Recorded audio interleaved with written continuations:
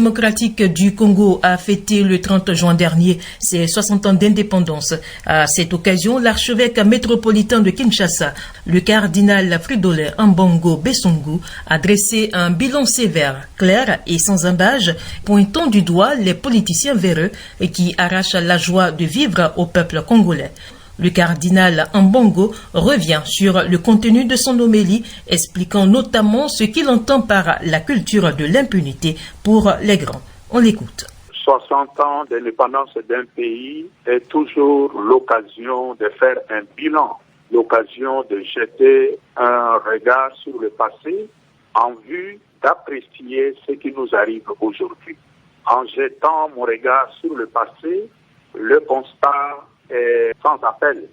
60 ans d'indépendance de la République démocratique du Congo, c'est un échec. Le peuple congolais, comparé à ce qu'il était en 60, il a beaucoup perdu. Naturellement, le système de la colonisation à la manière belge n'était pas le meilleur système qu'on pouvait imaginer. Il y a eu beaucoup de souffrance aussi du peuple congolais à l'époque. Mais l'indépendance, malheureusement au Congo, contrairement aux pays voisins, a été plus rêvée que pensée, réfléchie. De telle sorte que quand le pays accède à l'indépendance le 30 juin 1960, les dirigeants de l'époque pensaient l'indépendance comme le moment de jouir du pouvoir, le moment de prendre la place des Blancs et de jouir de tous les avantages qui étaient réservés à l'époque aux Blancs. Ce comportement a accompagné tous les dirigeants du Congo indépendant jusqu'aujourd'hui. C'est ainsi que, Éminence, vous avez alors fait un réquisitoire sérieux, sévère et profond. Effectivement, parce que si nous regardons la réalité de notre pays, le système d'accession au pouvoir est resté la force ou la fraude. C'est-à-dire la volonté du peuple n'a jamais compté pour l'accession au pouvoir. De telle sorte que celui qui arrive au pouvoir s'imagine ne pas être redevable au peuple qui, de toutes les façons, n'a pas contribué à son accession au pouvoir. Justement, Éminence, vous avez fait un regard rapide, mais c'est plutôt un regard profond aussi. Et dans ce sens, entre-temps, il y a surtout ce qui caractérise un peu votre pays, c'est la culture de l'impunité pour les grands. Ça fait partie des points que nous avons relevés pendant ces 60 ans. On constate l'impunité presque totale pour les grands, alors que le petit, il suffit de voler $1, $10, une poule, donner un coup à quelqu'un, le petit peut passer des mois à la prison. Alors que les grands peuvent voler des millions, la justice ne les inquiète pas. L'impunité totale pour les grands. C'est quand même une situation qui commence à bouger ces derniers temps avec le travail que fait la justice. Et c'est pourquoi nous encourageons la justice à continuer à jouer son rôle. Vous avez abordé dans votre homélie, Éminence, l'aspect insécurité dans votre pays, surtout à l'est du pays, mais c'est globalement, en fait, pour le moment, puisque on dirait que tous les voisins de la République démocratique du Congo peuvent entrer librement dans votre pays. C'est le constat que nous faisons après 60 ans d'indépendance. Nous avons le regret de constater que l'intangibilité de nos frontières n'est pas du tout assurée. Et la plupart de nos pays voisins, si pas tous, ont une présence dans notre pays. Et dans la plupart des cas, c'est une présence militaire, une présence d'occupation. Et le gouvernement congolais se comporte comme si de rien n'était. Le cas le plus spectaculaire, c'est ce qui se passe à l'est de notre pays, mettant en évidence le risque de balkanisation de notre pays. Vous avez aussi affirmé, Éminence, dans votre homélie, que ce n'est pas la classe politique qui allait aider le pays à sortir de la détresse. Qu'est-ce que vous voulez dire par là? C'est le fait que depuis 60 ans, le pays a été géré par cette classe politique que nous voyons aujourd'hui, et la preuve que nous ne pouvons pas continuer à lui faire confiance, c'est que cette classe politique a échoué à conduire notre peuple vers un pays plus beau qu'avant, comme nous chantons dans l'hymne national. Le peuple congolais a toujours le front courbé au lieu d'aider le peuple à redresser son front. Alors, avec cette situation, nous pensons qu'il est inutile de continuer à faire confiance à des gens qui ont trahi le peuple pendant 60 ans. La responsabilité incombe désormais au peuple lui-même.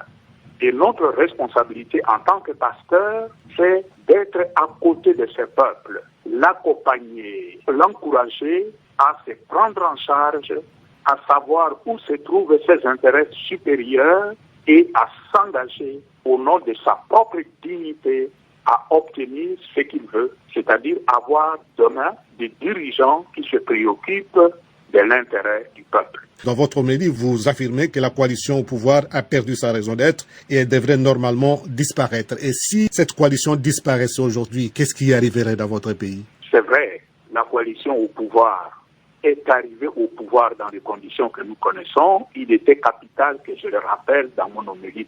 Malgré ces conditions troubles dans lesquelles il est arrivé au pouvoir, le peuple lui avait fait confiance en disant « Bon, du mal peut aussi sortir le bien », comme dans le cas de Jacob et de son aîné Ésaïe dans la Bible.